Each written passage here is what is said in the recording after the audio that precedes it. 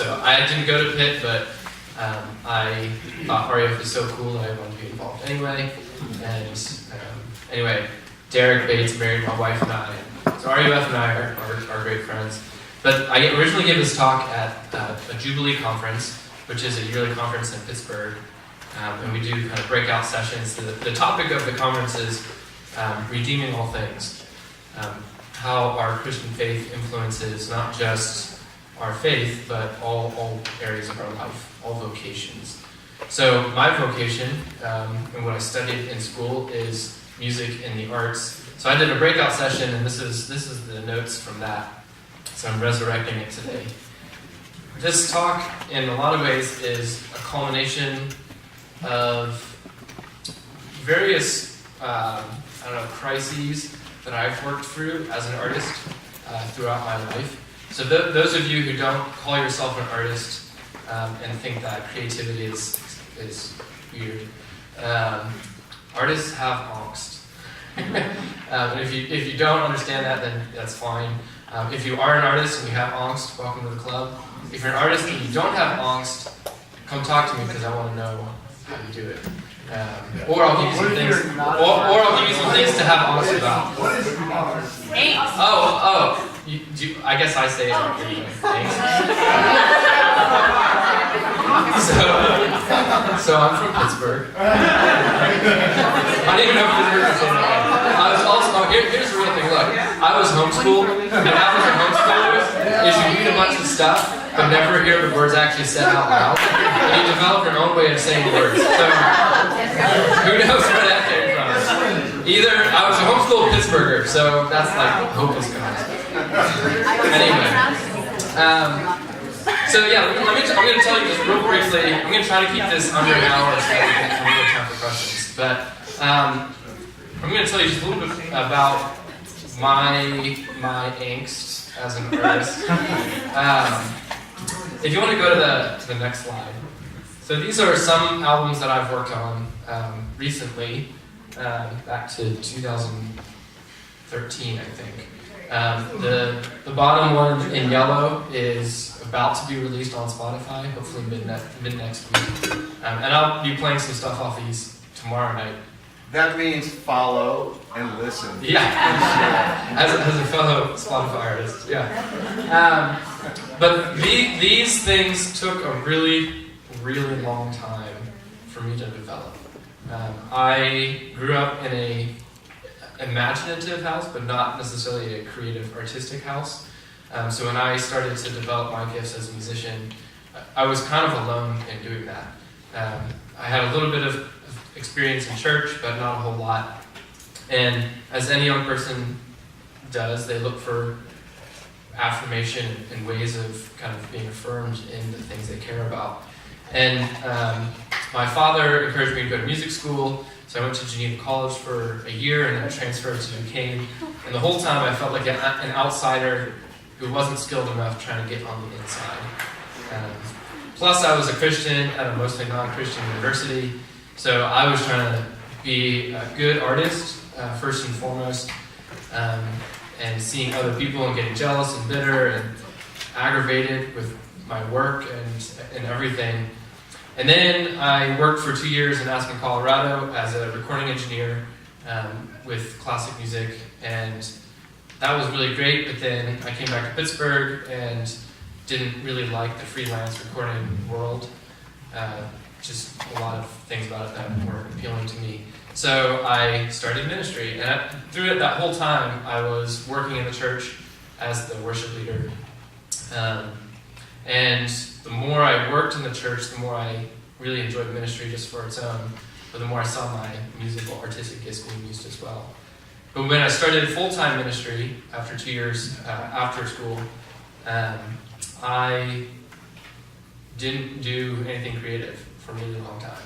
Besides, I didn't do anything creative, which means I was still leading worship, because to me that's not super creative. I can get to that later. But I wasn't creating on my own. I wasn't doing any of my own work. And I really went through this time of self-doubt and waiting for the Lord to again affirm my gifts and give back to me. And then my pastor, I think 3 years into ministry, he told me that he wanted to give me time off so that I could record an album. So the Lord blessed that and gave it back to me, and I've been writing and recording ever since again. So my life really has been one of kind of coming to these seasons of being super creative and then not very creative and then super creative and not very creative. And so I've had a lot of time to reflect, and a lot of the questions that I ask in here are questions that I asked, but I also see a lot of other creative, artistic people asking them as well. So if you're not somebody who classifies yourself as an artist or a creative, that's okay. You can listen in and learn how to encourage your artistic, creative brothers and sisters. And also, hopefully, you can learn just something about the arts in general. And calling, we're going to talk a lot about calling. So, let's go to the next slide. I made this a while ago. My design skills weren't as good. Keep going. So, there's 3 characters that I want to briefly talk about. We can keep going. Keep going. Okay, here we go. So, the artist, an individual, right? Culture at large, and then the church. And I think there are 3 main questions that I want to address for each of them. So, in general, what are these characters calling? What are these characters, what are they concerned with? And then, what's the context that they exist in? What do they do? So the artist, I'm going to read this here. This is Colossians 3:23 through 24. If you're wrestling through the value of work or the value of artistic endeavors, go read Colossians. But here's a snippet. Whatever you do, work heartily as for the Lord and not for men, knowing that from the Lord you will receive the inheritance as your reward. You are serving the Lord Christ. So I'm not going to go super into that, or I'm not going to talk about the context. But here's the basic gist. God cares about what we do Monday through Friday, right? Not just on Sunday, including the arts. So whatever you do it heartily as for the Lord. So what we're talking about with an artist, their calling is to the arts. That's why they're called artists. It may seem like a duh kind of statement, but the primary calling for an artist is to the arts, to creativity, to expression. So their concern, so an artist's concern, is how to express their ideas and their artistic endeavors, how to express their feelings in creative ways. And then the way they do that is through their craft, whether it's through music or visuals or body movement or whatever, writing. The list goes on and on and on. But that's their context. Then you look at culture, and Genesis 1:28, right, the cultural mandate. And God blessed them and said to them, this is Adam and Eve, be fruitful and multiply and fill the earth and subdue it, and have dominion over the fish of the sea and over the birds of the heavens and over every living thing that moves on the earth. In other words, the cultural mandate in general is for us to build culture, for humans to build culture, to build cities, to explore, to invent. So not just the arts, but in general, to cultivate, to bring out the inner goodness. That word cultivate isn't just kind of a take care of, but it's also a develop into something bigger and better, right? So that was the original cultural mandate, but as we all know, that the story of creation, fall, redemption, and restoration is broken, right? Instead of cultivating and tapping the potential of the creative world, we abuse it in many, many ways. Culture's concern should be the common good, right? The common good of creation, the common good of each other. Rather, instead, because of the brokenness, we have selfish gain. And then the context is to create beauty, right? To reflect the Creator. Instead, we create confusion. So culture is broken. And then, of course, the church. Christ gives the Great Commission, and this is Matthew 28:18 through 20. And Jesus came to them and said to them, all authority in heaven and on earth has been given to me. Go therefore and make disciples of all nations, baptizing them in the name of the Father and of the Son and of the Holy Spirit, teaching them to observe all that I have commanded you. And behold, I am with you always to the end of the age. And we could talk about how the cultural mandate is even reflected in that. But the church's calling is to make disciples, right? Their concern is people, souls, right? And their context is to serve, to worship, to preach the word, right? To study the word, to know the word. And the reason I want to talk about these three characters is because their priorities, right? Their concerns are different from each other, at least on kind of surface value. And so as creative artist people trying to exist in all three of these things, it creates a lot of tension and can create a lot of bitterness and confusion, right? So as an artist, your concern is, how do I express myself? How do I express these creative ideas? But then you live in culture, which is broken and selfish, right? And has a different idea of what that should look like. And then you go to church, and they seem to not prioritize your creativity, right? Which can cause a different kind of bitterness or a different kind of question. So we have to develop a vision, right? We have to develop a mindset of how we can faithfully live as Christians in all three of these. Not as separate kind of, entities that we kind of go in and go out and go in and go out. But how do we do all three of these things really well? So I have 5 things. I'm going to try to keep it brief. You can go to the Bono slide. You can't have a talk about the arts and Christianity without Bono, right? Keep going. You can put up the... Yeah. So art is about stewarding. Art is about being there. Art is about spiritual maturity. Art is about being frustrated.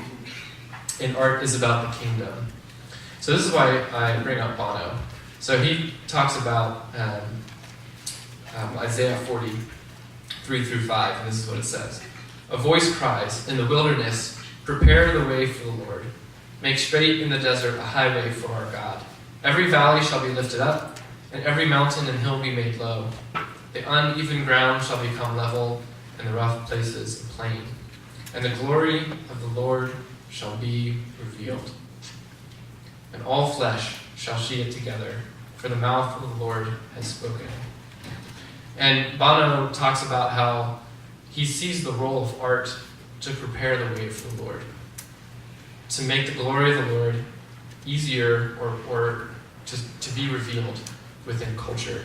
And so these 5 things, I think these are 5 ways that we can do that we can enable other people to be revealed, for the glory of the Lord to be revealed to them, to prepare the way. I'm going to quote a lot of people on this because I have a lot of people I look up to. One guy is named Andy Piercy, and he's a Brit. He says the church wants artists to give them art that nails down a specific idea, but art doesn't do that. Theology nails down specific ideas. Art reaches to something you can't touch. So sometimes we get super narrow-minded about the kind of utilitarian view of art, where it has to do a certain specific function. And Andy says, I don't think that's a very good way of thinking about art. Art rather prepares the way. It softens hearts. It changes minds. It breathes into culture in order that the Lord might come through. And that when he does, that he might be revealed to the people. So let's look at these 5 things. You can go to the next slide.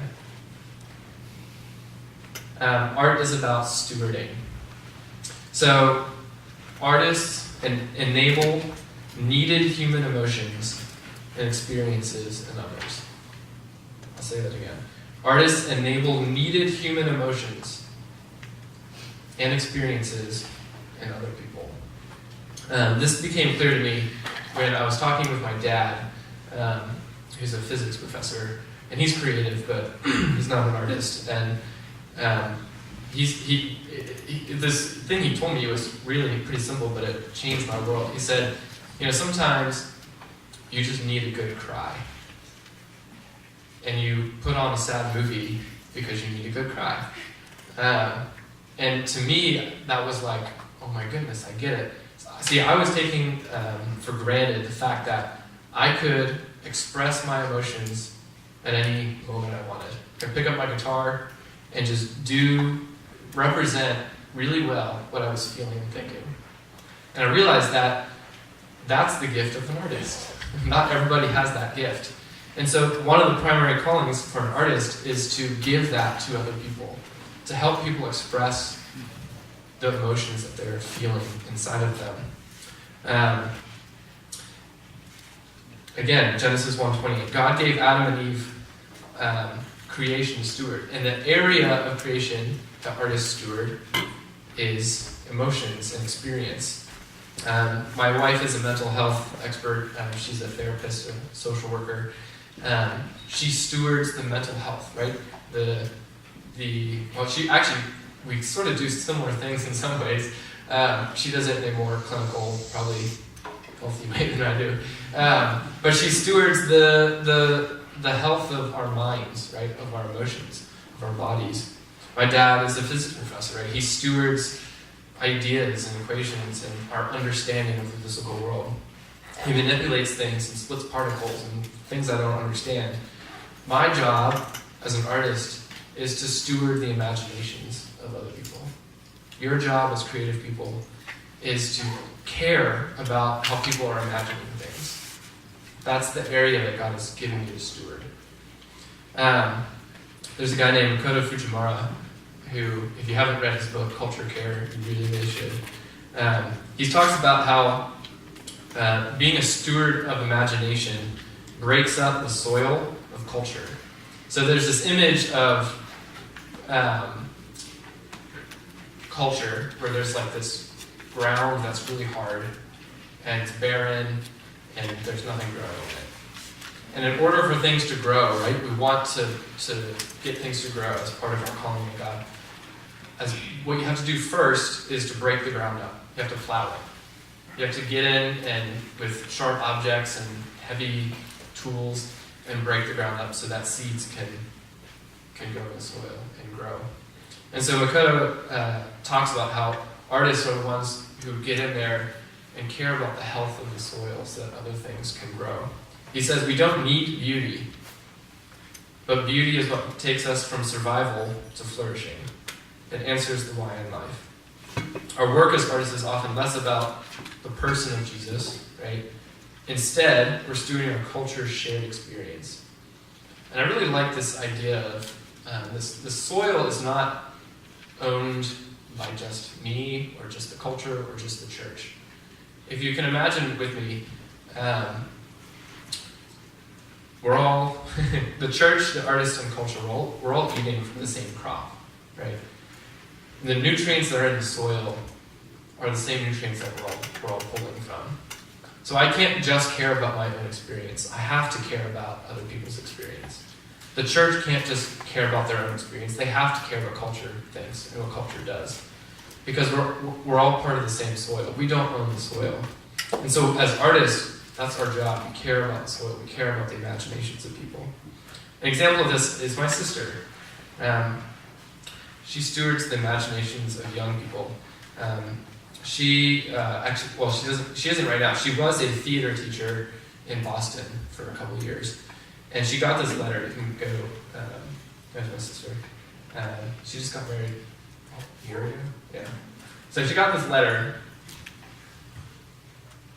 And it's quite a cute little letter. I'm going to read this. Dear Miss Snoke, and I think these are middle school kids. Yeah, was it misspelled? Yeah. Also, her name isn't Miss Snoke anymore, but anyway. I decided to write you a letter for a bit of fun. Well, I guess. I wanted to write to you about how much fun I have in theater class, and how you're a really fun teacher. I'm still pretty surprised about how much students hate theater. I mean, it's a real cool class. I'm also going to say, just in case I don't make it to auditions, which I think I won't, that I had fun and I tried my hardest. But I'll be really confused that I didn't make if I don't, because creativity is one of my big character traits. I like the conversations we have. You're pretty much one of the only people I can look in the eye. I also really enjoy Freeze, which is a theater game, even though I haven't really played. So I think you're awesome is pretty much what I'm trying to say. I hope this letter didn't take up much of your time. Have a nice day. P.S. Thank you for saying that I can make it through auditions. P.P.S. Art in the back. I don't have a picture of the back, but what I want you to see in this, besides just a really cool letter that made my sister cry and me cry, is that my sister is working in the soil of young people's imaginations, showing them how to have imagination, right? I mean, this person said, you're the only person I can look in the eye. There's something really powerful that artists get to do when you steward imaginations of other people. You touch something a little bit deeper inside people's hearts. So we're going to keep going. The second point. So that's the first one is art is about being a steward. And then art is about being there. And there's a guy, Steve Turner, who wrote a book called Imagination, which is really good. You should all read it. I should have told you about these books before I came, but That's so, what Amazon's for. yeah, that's what Amazon's for, or Byron Border. So often, kind of back to this idea of soil, we act like our experience in art or whatever in culture is just our own little plot of land that we can make sure is healthy on our own. But again, our soil is shared with culture. It's not just our soil. So this is why I think we have a fixation with stars. In the kind of Christian subculture of Christian contemporary music, which I'll try to refrain from talking about, or just in general, like the Christian art idea. We like to have artists who kind of champion our cause, and we have a fixation with stars. In other words, we have this kind of triumphant idea of if we can just get the star to represent us out in the world, we'll be okay. If we can just have the Christian guy be our guy, or like if we can just have the main quarterback be our guy, we'll prove our point. Right? It is cool when it happens, but it's not enough, right? We need to care about the whole picture, not just the stars who are up in front. A guy named Jeremy Begbie says the church tends to look at the future from either triumphalism or resignation, right? So either we as Christians are saying, let's take over culture and have our stars be the bigger stars, right? Or we say, well, creativity and the arts are just a lost cause, so whatever, who cares, right? We tend to fall into either camp. But again, that comes from a mindset of saying we have our own little plot of land, right? If we think that, all right, well, I've got my little plot of land, my part of culture that I'm taking care of, then my goal is to take over their land and to make my plot of land bigger, right? That's a triumphant kind of Christian mantra where like we want our big stars, right? Or we say, well, they just ruined the whole thing, so we'll just focus on something else. Let's just save a bunch of souls and get out. Right. What Jeremy Begbie is arguing for is, no, we care for the whole picture, not just the stars, but the whole picture. This, if you hang out with anybody in the CCO long enough, you'll hear this verse a lot. Jeremiah 29:7. But seek the welfare of the city where I have put you, where I have sent you into exile, and pray to the Lord on its behalf. For in its welfare you will find your welfare. He's talking about this shared culture, the health of everybody, not just ourselves. So this idea of being there, we need to be in the places that art is happening. It seems like a no-brainer. We can't just wall off and do our own little cultural thing. We need to go out wherever art is being made, and we need to be there. Again, Andy Piercy talks about how the church wants to make stars, but what the Christian culture really needs is all of the little grunt workers in the art world. We need the boom operators, right? We need the cameramen. We need the the sound men, right? We need the people who help clean up after the art exhibit. The whole picture matters, not just the stars. So, an example of this is Johnny Cash. I'm getting my slide. So both these guys are dead now, which is depressing. But so Johnny Cash, if you haven't read his autobiography, Cash, you should. Another book you should pick up and read. Johnny Cash was the real deal. So of course we know a little bit about Johnny Cash, right? He had this kind of tumultuous life of drugs, on and off drugs, and different wives and multiple careers and stuff like that. Well, he was a Christian. Maybe not one we should model our lives after, but he did take his faith seriously. And he happened to be really good friends with Billy Graham. And Johnny Cash was, at one point in his life, wrestling through this idea of, does art matter, right? Me singing songs for people, me caring about imaginations, does that even matter? Maybe what matters is that I should just go out and save a bunch of souls and be a preacher. Right? So he's going through this kind of self-doubt, and he talked to Billy Graham about this, who happens to be one of the most famous evangelists of all time, right? If anyone should say everyone should be an evangelist, it would be Billy Graham, right? Well, this is what he said. This is from his book, Cash. He being Graham, advised me to keep singing Folsom Prison Blues and A Boy Named Sue. And when it came time to sing a gospel song, give it everything I had. Put my heart and soul into all my music. In fact, never compromise. Take no prisoners. Don't apologize for who you are and what you've done in the past, he told me. Be who you are and do what you do. And he said that because he knows that the whole picture matters.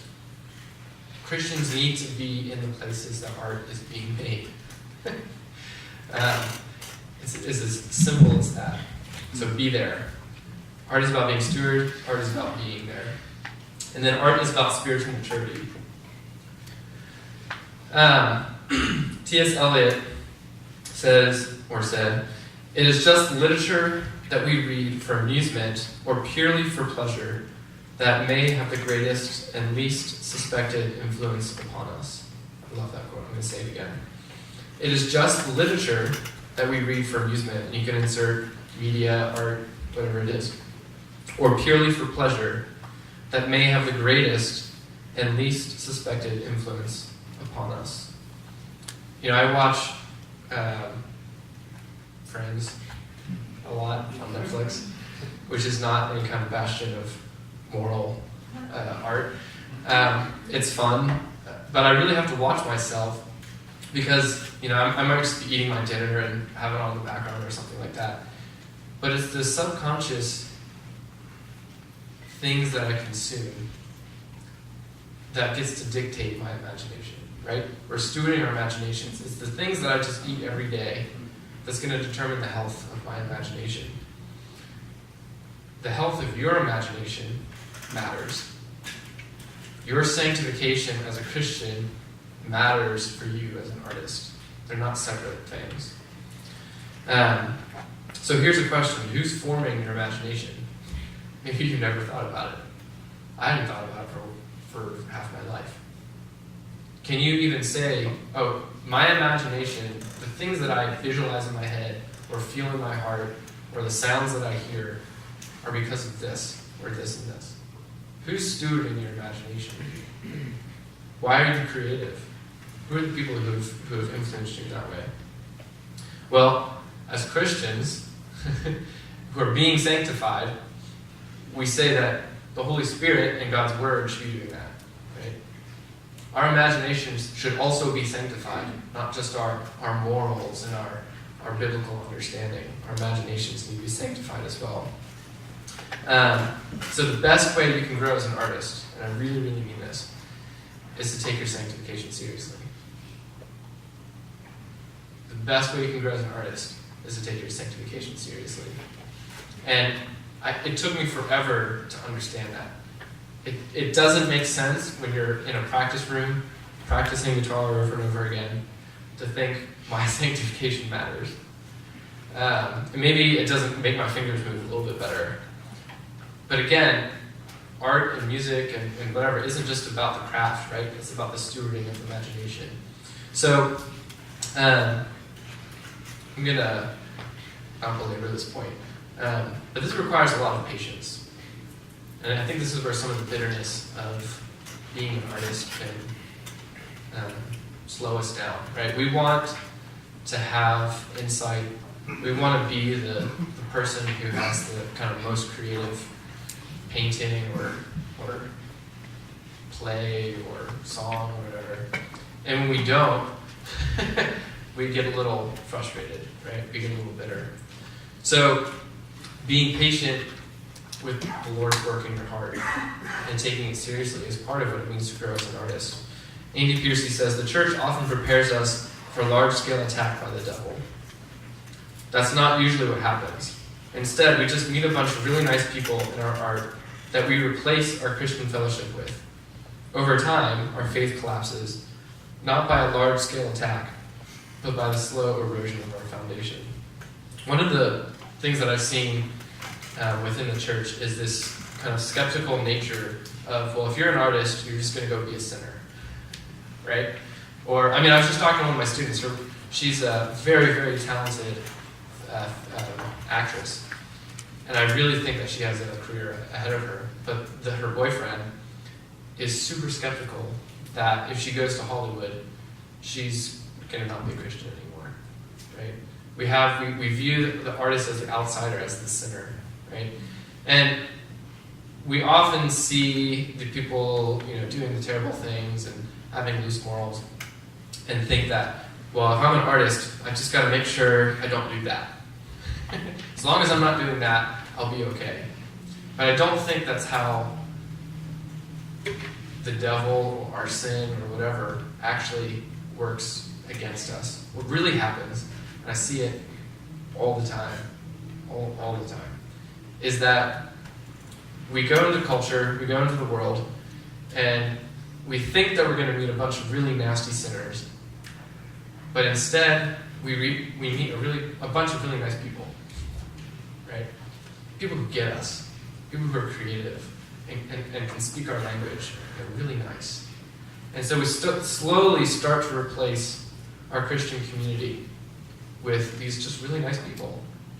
And nothing, we think, all right, cool. Like, I'm not going to be that sinner. I'm not going to be that outsider. But what happens is eventually we lose the entirety of our Christian community, and that's where we end up losing our faith, or however you want to phrase that, right? That's how we end up compromising our beliefs. So rather saying, you know what, my sanctification not just matters in my own personal life, but as an artist, what matters is my connectivity to other Christians. And here's the key. It doesn't just have to be other creative Christians. Find a mentor and stay with a mentor, even as an adult, right? Find people who can keep you accountable in the art world. My sister, who was a theater major, she said one of her litmus tests was when she was in theater school and they were asking her to do something on stage.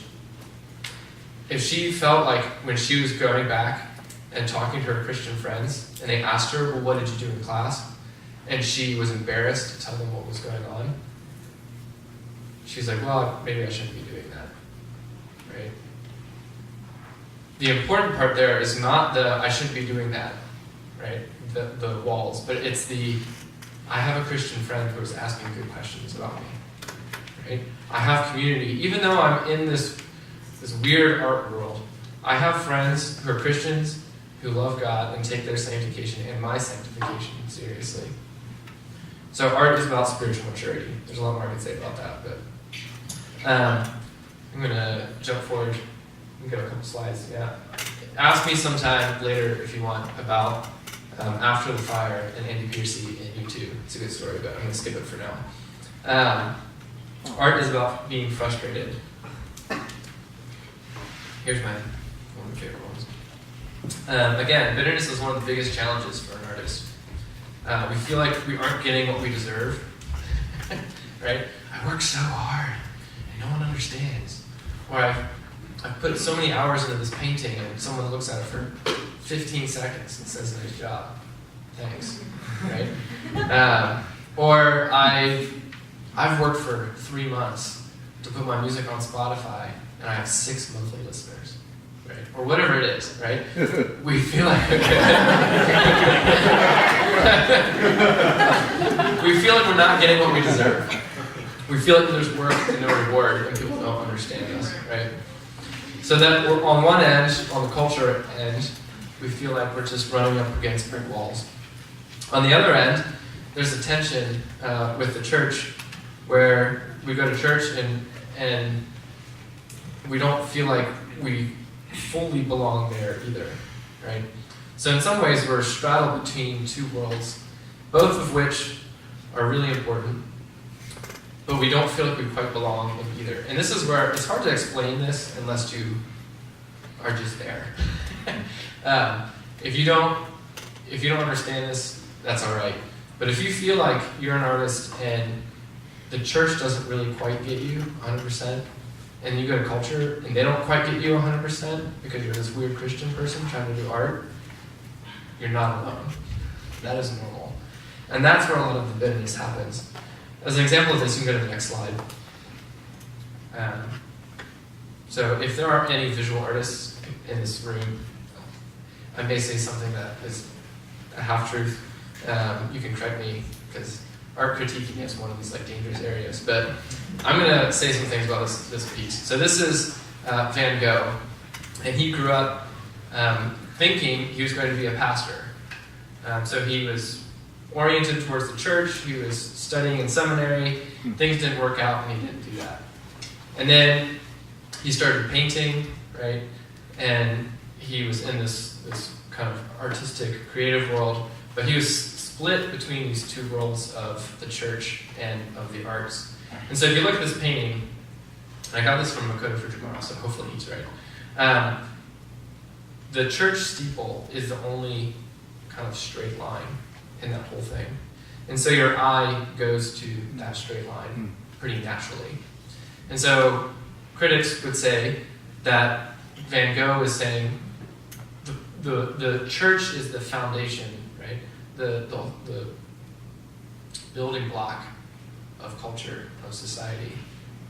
But then he does this little sneaky thing. If you look at the church, there's no lights on. It's dark. No one's there. No one cares about it. All the lights are in the little village and out in the sky, in this swirling universe that seems endless, right? This picture depicts what I think is inside of a lot of creative, artistic type people, where you're enticed, you love this endless option of the world that you can just explore. You're rooted in the church, but somehow they're in clash a little bit. I think that's where we're called to be, unfortunately. There's no way around it. You can't. God is calling you to be uncomfortable. If you're an artist or a creative person, God is calling you to be uncomfortable, and that's good. And this is one thing that I've had to learn and grow in, and just be okay with and be patient about. The church needs my imagination, needs my creativity, and then the culture, the lost world, needs Jesus, right? And that's frustrating to live in and to try to balance both those things. But as we do that, as we try to balance both these things, as we try to faithfully live in both these things, that's where the Holy Spirit works. And that's where I've found, and many other people have found, that you are most creative. When you can be okay with tension and living in this gap between these two things, I promise you that's where God works in the arts. So I call it the divine frustration. It's kind of the opposite of just a utilitarian view of art. When utility, or kind of like everything has to have a binary function, is the bottom line of what we do,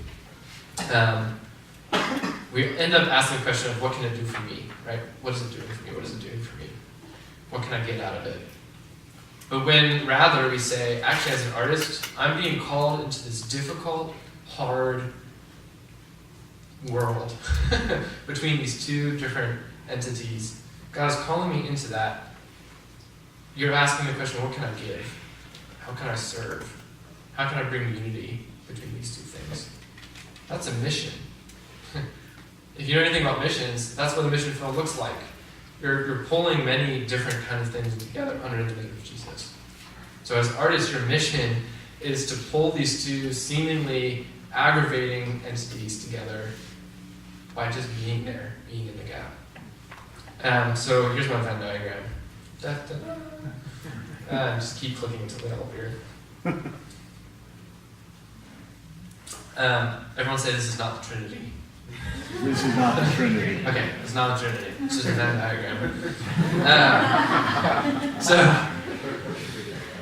on the bottom, right, this is the artist, this is individual. And again, back to those primary callings and concerns, being a steward, right? You as an individual, you are called to steward imaginations and experiences of people. And then up in culture, right, the cultural mandate to tap the potential, right, to work within that flaw. And then on the church, right, we are concerned about sanctification in God's word and making disciples. And then in between there, right, between you and culture, you're just called to be there. Be in the gap. Between the church and culture, that's where the divine frustration happens, right? Church is pulling you one way, the culture is pulling you another way. You're supposed to be in the middle, and you're supposed to be frustrated. That's your calling. And then between the church and you are called to take your sanctification seriously. And that's not artistic. That is living into your artistic calling. And then my last point in the middle is art is about the kingdom. For this, you can go to the next slide. We see the kingdom. I really believe, kind of back to that living in the gap, we see God at work when we are serving and striving for unity. When we are in the gap, when we are living in that gap, when we are stewarding imaginations, we see the kingdom and we see the Holy Spirit working.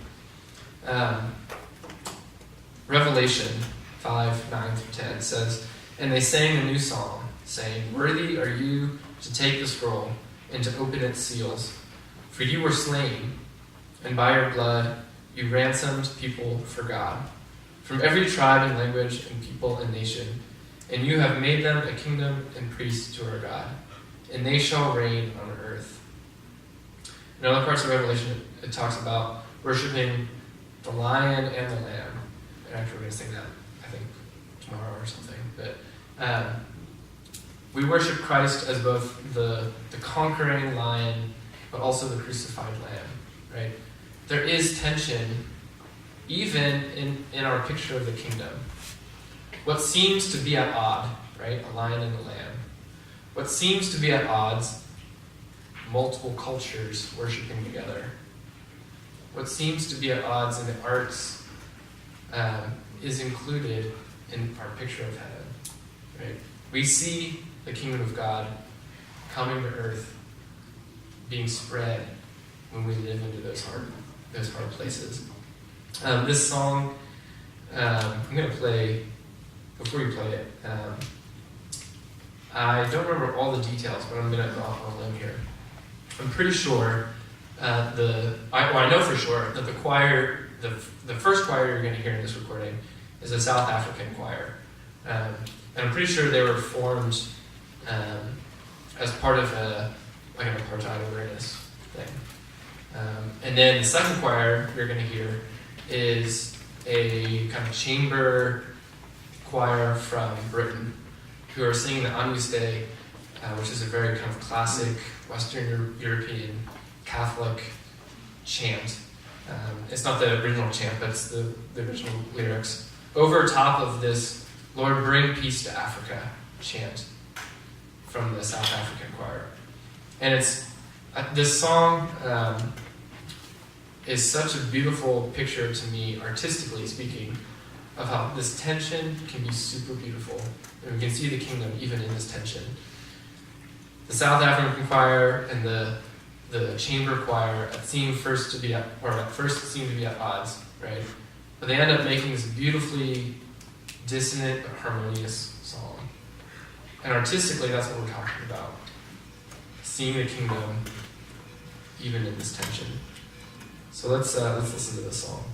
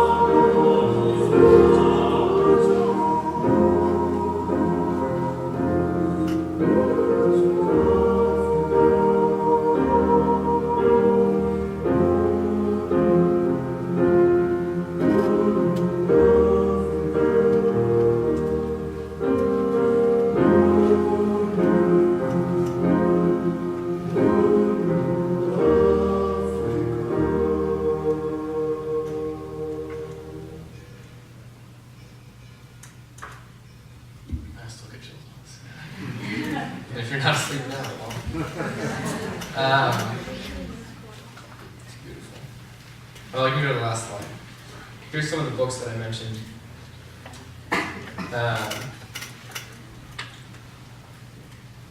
these are great books to read if you want to keep talking about this. I'm happy to talk later. I don't know if we have time for questions. Is that the time? Yeah, it did about. Yeah, if you have questions, come talk to me later. Or I'll be around. Maybe take one question. Yeah, I can take a question.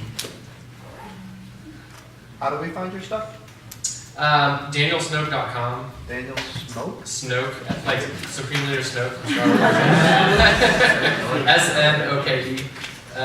Actually, I have that talk recorded from last time I gave it, so it's on there with slides as well.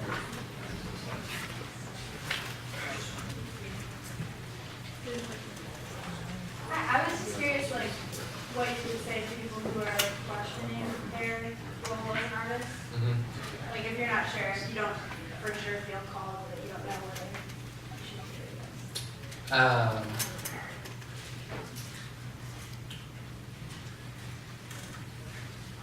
I would say, well, there's a season for everything. Okay. There's one of the things I don't like when people talk about the arts is like I'm either called or I'm not called for the rest of my life. That's probably not true for anybody in any vocation. I've been called to the arts for a couple years at a time, and then not called for a couple years at a time. So test your arts, right? Don't forsake the gifts that God has given you, ever, right? If God has given you a gift, you should use it in some capacity always, right? Whether it's a little bit or a lot. So I think through, maintaining the gifts that God has given you and testing them, and viewing life through the lens of seasons, and talking to people who want to find wisdom. Yeah. So what would you say to non-artists?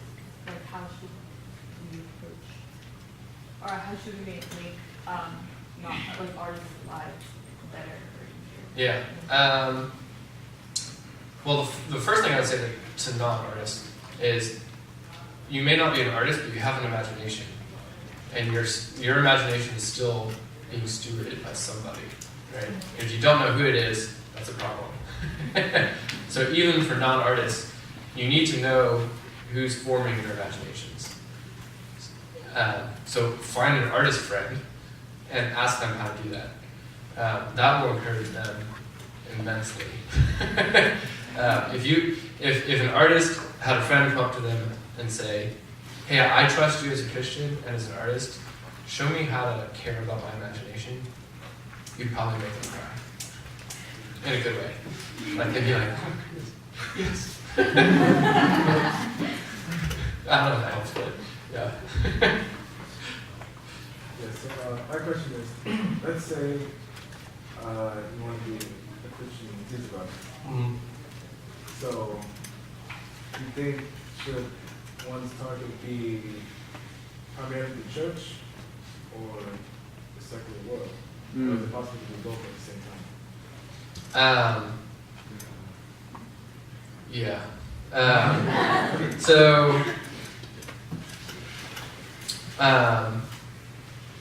Me personally, this is why I go back to the stewarding of imaginations. You can do that specifically in a church context, right? I do it through worship, right? I'm stewarding people's imaginations as I lead musical worship. But I do that for the church in other ways besides worship, right? By just making good art. One of the problems that we need to get away from within the Christian culture is viewing the only way to help the church is something on Sunday for 2 hours during worship, right? The church is much bigger than just a worship service. The church is a functioning group of people who live their lives 24/7, right? And so you, as an artist, can serve the church in non-Sunday morning for 2 hour worship ways, right? So I would say yes, you can definitely do both. Now maybe as a musician, you want to write songs people can sing in worship on Sunday, great, go for it. Or maybe you want to write songs that you just listen to for fun, great, go for it. If you want to do both, go for it. That's what I do, right? And tomorrow I'll be performing both, right? I'm going to play some worship songs, I'm going to play some songs That would definitely not be for worship. You know, yeah.